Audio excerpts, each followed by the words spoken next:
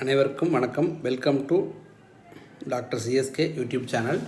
2025-26க்கு BNOS கோர்ஸ்க்கான அட்மிஷனுக்குரிய online counselling start ஆகுது. 8/9/2025 ஸ்டார்ட் ஆகுது.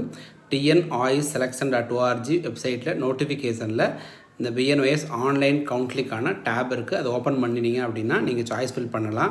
என்றைக்கு வரைக்கும் இருக்குன்னா 11/9/2025 வரைக்கும் இருக்குது. அதனால் நீங்கள் பொறுமையாகவே என்னென்ன காலேஜஸ் நீங்கள் சாய்ஸ் ஃபில்லிங்கில் ப்ரையாரிட்டி ஃபஸ்ட் என்ன போடலாம், செகண்ட் என்ன போடலாம் அப்படிங்கிறத லிஸ்ட் அவுட் பண்ணிவிட்டு பொறுமையாக ஃபில் பண்ணலாம். டோட்டலாக 2 கவர்மெண்ட் காலேஜ் இருக்குது. அதை ஃபஸ்ட்டு ஃபில் பண்ணிடுங்க.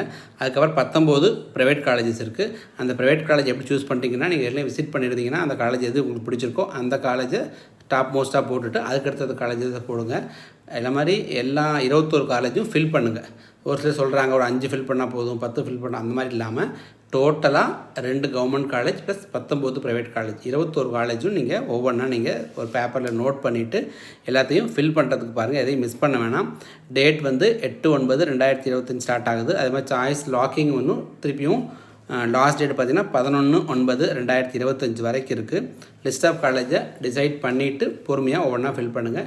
21 காலேஜும் ஃபில் பண்ண மாதிரி பார்த்துக்குங்க. இதோட ரிசல்ட் 15/9/2025 இதே வெப்சைட்டில் ரிசல்ட்ஸை நீங்கள் பார்த்துக்கலாம். உங்களுக்கு எந்த காலேஜ் அலர்ட் ஆகிருக்கு அப்படிங்கிறத பார்த்துக்கலாம். அலர்ட் ஆனதுக்கப்புறம் ஒரு வேளை நீங்கள் இந்த காலேஜ் உங்களுக்கு சேர விருப்பம் இல்லை அப்படின்னா கூட என்ன பண்ணலாம்னா செகண்ட் ரவுண்ட்லேயே நீங்கள் கவுண்டிங்கில் ட்ரை பண்ணலாம். அதனால் ஒன்ஸ் ப்ரைவேட் காலேஜ் கிடச்சிருக்கு அப்படின்னா அதோடைய 5,000 அமௌண்ட் பே பண்ணிவிட்டு அந்த அலாட்மெண்ட் ஆர்டரை டவுன்லோட் பண்ணிவிட்டு நீங்கள் போய் காலேஜ் ஜாயின் பண்ணுங்கள்.